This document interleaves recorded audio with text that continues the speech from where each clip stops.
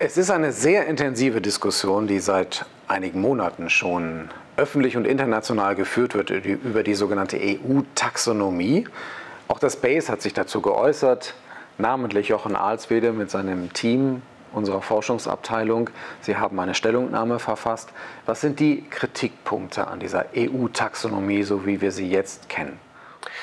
Ja, in der Tat haben wir uns sehr intensiv mit der Taxonomie beschäftigt und eine wissenschaftliche Ausarbeitung vorgelegt zu dem, was die EU-Kommission jetzt auch an Dokumenten vorgelegt hat für die EU-Taxonomie.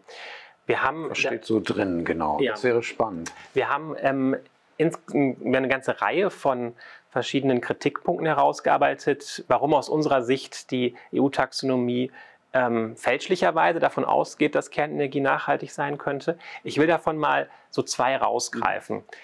Wir haben es auf der einen Seite bei Kerntechnologie mit einer Hochrisikotechnologie zu tun. Das war in der Vergangenheit so. Wir alle kennen die großen Unfälle in Tschernobyl, in Fukushima, ja, genau. Wo es sehr erhebliche Umweltauswirkungen gegeben hat, sehr erhebliche Auswirkungen auf die Gesellschaft und auf menschliches Leben auch ganz konkret. Und dieses wird auch zukünftig in dieser Technologie immer, dieses Restrisiko wird in der Technologie immer beinhaltet sein. Auch bei vermeintlich Neuentwicklungen oder jetzt neuen Reaktoren, die in Betrieb gehen, wird ein Restrisiko da bleiben. Und dieses Restrisiko, wenn es sich realisieren sollte, zum Beispiel in Europa, würde immer dann dazu führen, dass es ja grenzüberschreitende massive Umweltauswirkungen geben könnte, große Verbreitung von Radioaktivität.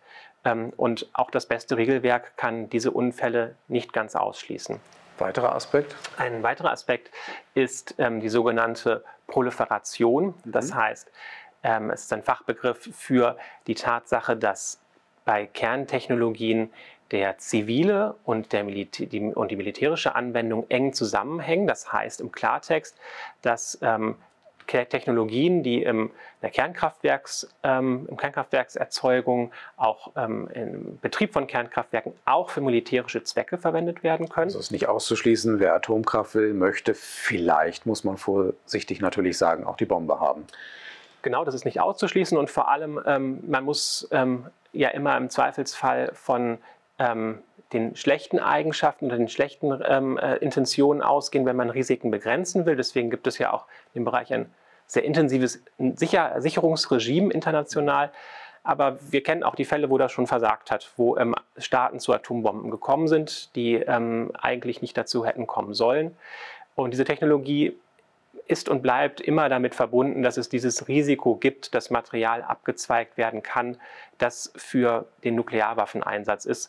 Und ich glaube, das ist ziemlich klar, dass das mit der Nachhaltigkeit schwer in Einklang zu bringen ist. Hinter diesem Begriff nachhaltig setzt das BASE also quasi ein Fragezeichen.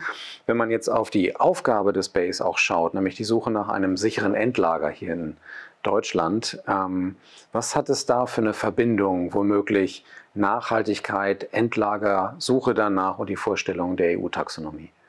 Also erstmal müssen wir feststellen, dass wir fast 70 Jahre nach Einführung von Atomkraft bisher noch keine Entsorgungsmöglichkeit für diese Abfälle haben, die dabei produziert werden.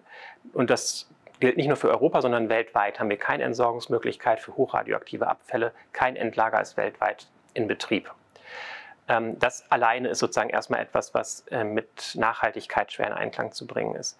Und zum Zweiten ist es auch so, dass wenn in den nächsten Jahren ein erstes Endlager in Betrieb gehen sollte, die EU-Kommission fordert ja auch die Mitgliedstaaten auf, bis 2050 Endlager in Betrieb zu nehmen, dann haben wir immer noch nicht eine Lösung für die ganzen anderen Staaten, die auch noch Atomkraftwerke betreiben. Wenn ein Land vielleicht dieses Problem löst, dann haben wir immer noch eine Situation, die für andere Länder eigentlich, oder wo es für andere Länder keinen großen Unterschied macht, weil die Endlagerfrage eine hochkomplexe, wissenschaftlich-technische Frage ist. Sie ist eine Frage von Akzeptanz, sie ist an nationalen Bedingungen auch abhängt. Genau, sie hängt sehr stark unter nationalen Bedingungen ab, unter regionalen Bedingungen. Es ist ein großes Milliardenprojekt in jedem einzelnen Mitgliedstaat.